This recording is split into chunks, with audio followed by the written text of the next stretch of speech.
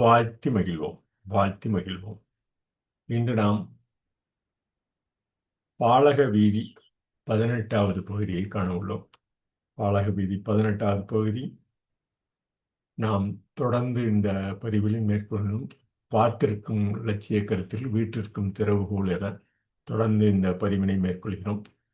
இந்த பார்த்திருக்கும் இலட்சிய கருத்தில் வீட்டிற்கும் திறவுகோல் வசையில் புகழ் வயங்கு வெண்மீன் திசை திருந்து தெற்கு எகினம் தற்பாடிய தலைவுணவின் புல் தேம்ப புயல் மாறி வான் பொய்ப்பினும் தான் பொய்யா. அந்த வான் பொய்ப்பினும் என்ற அந்த பொய்ப்பினும் என்ற சொல்லை உருத்திரங்கண்ணார் எவ்வாறு அந்த காலத்தில் கூறியுள்ளார், அவை எவ்வாறு வானையியல் அண்டையியல் வணிகவியலுக்கு பொருந்தும் என்பதனை ஒவ்வொரு சொல்லாக எடுத்துக்கொண்டு இந்த தொடர் பதிவினை மேற்கொள்கிறோம்.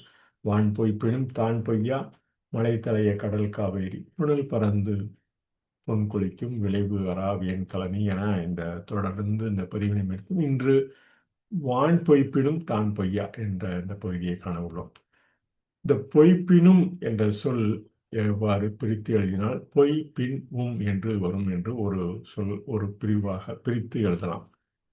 இந்த சொல்லின் பகுப்பு வருமாறு பொய் பகுதி. பொய் என்பது கிட்டத்தட்ட அந்த காலத்தில் நாம் வகுத்து தொகுத்த அந்த தொல்காப்பியம் வகுத்து தொகுத்த அந்த சொல் ஆய்விலிருந்து எடுத்துக்கொண்டோம் என்றாலும் அது வேர்ச்சொல் பகுதியாக பொய் எனும் சொல் பகுதி என வேர்ச்சொல் தொல்காப்பியர் காலத்திலிருந்தே அதற்கு முன்பிருந்தே புதியவற்றை தொல்காப்பியத்தில் பதிந்ததால் அந்த வேர்ச்சொல்லாக நாம் எடுத்துக்கொள்ளலாம். பொய் பின் என்று பொய்ப்பின் எனும் பொய்ப்பினும் என்ற அந்த சொல் பின் என்ற வினை இடைநிலையை குறிக்கும். என்ற சொல் முற்று எச்ச விதி இணைப்பு பகுதியாக பொய்ப்பினும் வான் பொய்ப்பினும் என்று அந்த சொல்லினை பிரிக்கலாம். அதே போல பொய்ப்பினும் என்ற சொல்லை பொய்த்து இனும் என்னும் என்று பிரிக்கலாம். இந்த பொய்த்து இனும் என்ற அந்த சொல் அமைப்பு நமக்கு எவ்வாறு ஒவ்வொரு கட்டத்திலும் பிரித்து உள்ளனர் என்பதனை ஒரு பகுப்பாக கூற வேண்டும் என இந்த பொய்த்து போதல்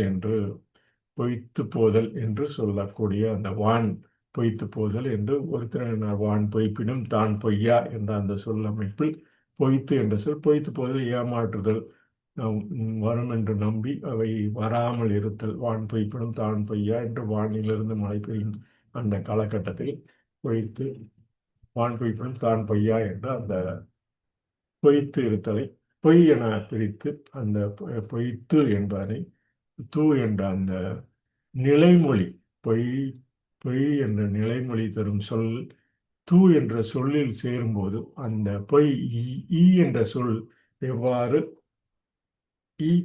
பொய்த்து என்று அந்த நிலைமொழி வருமொழியாக பொய்மை நிலையை பொய்யாக மாறுதலை குறிக்கும் வினையச்சமாகும்.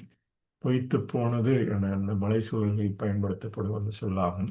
நிலைமொழி ஈற்று எழுத்தில் என்ற சொல் ஈற்றெழுத்தாக வரும்போது அந்த இரண்டு மெய்யெழுத்துக்கள் பொய்த்து என்று அந்த மறுமொழியில் நிலைப்பட்டு உள்ளது. அந்த நிலைமொழியின் ஈற்றுக்கு ஏற்ப வல்லினம் மிகுந்து காணப்படுவது இந்த தோன்றல் விகார புணர்ச்சி என தமிழ் மெய் இணைய கல்விக் கழகம் பொறுத்துள்ளது. இவையெல்லாம் பாரதிதாசன் பல்கலைக்கழகம் அந்த பொய்த்து என்ற அந்த பகுதியை தொகுத்து வகுத்துள்ளனர். இந்த பொய்த்து என்ற சொல் அமைப்பினை வகுத்துள்ளனர்.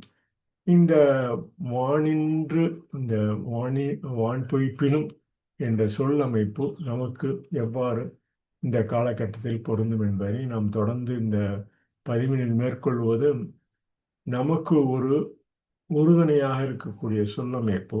எவ்வாறு இந்த பொய் என்ற சொல் அந்த காலத்தில் பாடியவை அண்டையியலில் பொருந்துகிறது. அண்டையியலில் பொருந்தும் அந்த உருத்திரங்கண்ண பாடலை நாம் தமிழிசை பாடலாக கூற வேண்டுமெனில் அந்த அண்டையியல் வானியல் எண்ணியல் சொற்கள் அமைப்பில் பட்டினை பாட தொடரி பாட வேண்டுமென்றால் அண்டவியல் அண்டுமிடம் தொடுப்பு எடுப்பு தொடுப்பில் 2 என்று தமிழிசை பாடல்கள் முடிப்பு என்று தமிழிசை பாடல்கள் இன்று ஏற்படுத்துகிற அந்த பாடல் போல அந்த காலத்திலும் தமிழ் சொல்லில் அமைந்துள்ளது. நாம் தொடர்ந்து பயன்படுத்த வேண்டும் என்ற காரணத்தினால் எடுப்பு தொடுப்பு முடிப்பு என்ற அண்டையில் அண்டமிடம் தொடுப்பு கண்டவை கொண்டவை அண்டுமவை மண்டலமவை.